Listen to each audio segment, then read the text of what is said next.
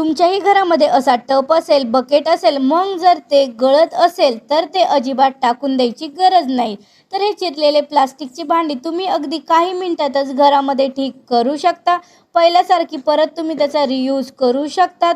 आणि हे जर टब जे आहे तुम्ही बघू शकता, हे मी भांडे ठेवण्यासाठी यूज करते आणि तुम्ही बघू शकता याचा खालचा जो भाग आहे तो काफी प्रमाणात खराब झालेला आहे.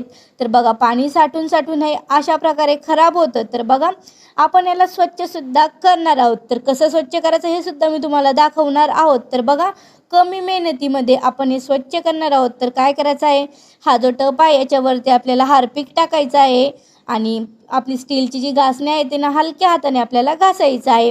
आणि बघा, घासणीने घासलं की लगे पटकन हे खराब झालेले म्हणजे क्षारांचे डाग आहेत, पाण्यामध्ये सतत यूज होणारे भांडे असतात त्यावर भरपूर असे क्षार साठवतात. तर मी याला अजिबात ठेवलेलं नव्हतं.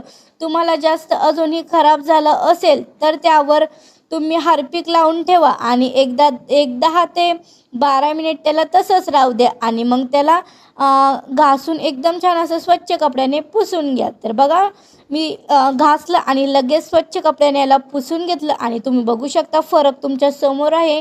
किती घाण झालेला आपला टब, किती छान असा हात चमकायला लागलेला आहे. तर बघा, या टपला जी चीर पडलेली होती ती सुद्धा तुम्हाला आता इझिली दिसत असेल. काफी मोठी याला चीर पडलेली आहे, त्यामुळे याच्यामध्ये अजिबात पाणी राहत नव्हतं.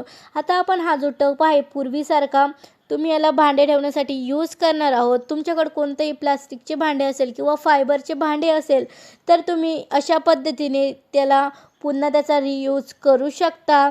तर बघा, मी याला एकदम छान असं हार्पिकने घासून घेतलेलं आहे. त्यानंतर स्वच्छ कपड्याने याला कोरडंसुद्धा करून घेतलेलं. हार्पिकचा यूज केल्यामुळे आपल्याला याला जास्त मेहनत घ्यायची गरज पडली नाही. तर बघा, आता मी इथे एक वाटी घेतलेली आहे. आता आपण काय करणार आहोत, या वाटीमध्ये टाकणार आहोत 1 चमचा मीठ. तर बघा, मी इथे 1 चमचा मीठ टाकलेलं आहे. सोबतच आपण यात घालणार आहोत अर्धा चमचा सोडा. तर बघा, इथे मी खाता सोडा जो असतो त्याचा यूज केलेला आहे.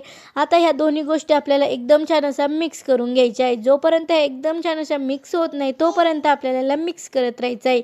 तर थोड्याच टायमात तुम्ही बघू शकता हे जे दोन्ही जिन्नस आहे ते एकदम छान असे मिक्स झालेले आहे.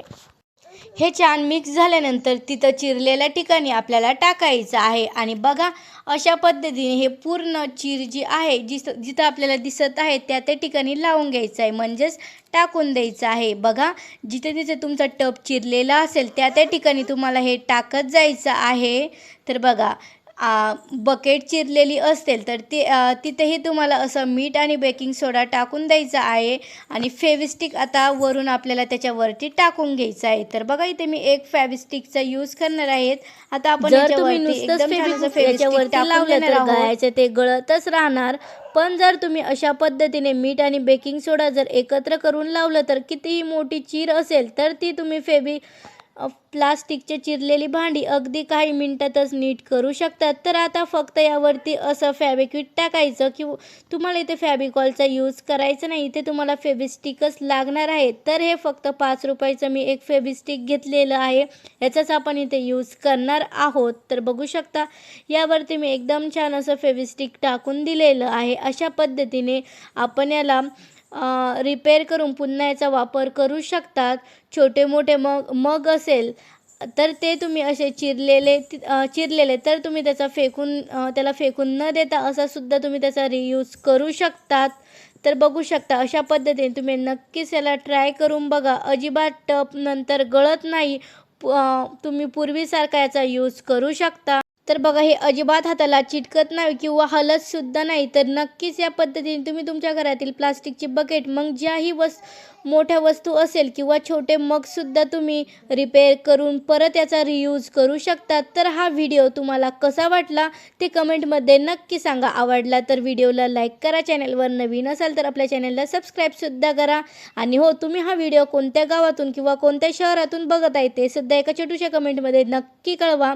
तर बघा, असं हलवल्यानंतर सुद्धा हे अगदी घट्ट झालेलं आहे, ते हलत नाही किंवा नंतर निघत सुद्धा नाही. एक 5 ते 7 मिनिटात किंवा 10 मिनिटात असं सुकल्यानंतर तुम्ही याचा पुन्हा रियूज करू शकता. पाण्याने भरून तुम्ही याला ठेवू शकता, भांडे यात तुम्ही ठेवू शकतात. तुम्ही बघू शकता, अशा पद्धतीने तुम्ही याचा यूज करू शकता. तर चला इथे सीन भेटूया पुन्हा एका नवीन व्हिडिओसोबत. तोपर्यंत बाय बाय.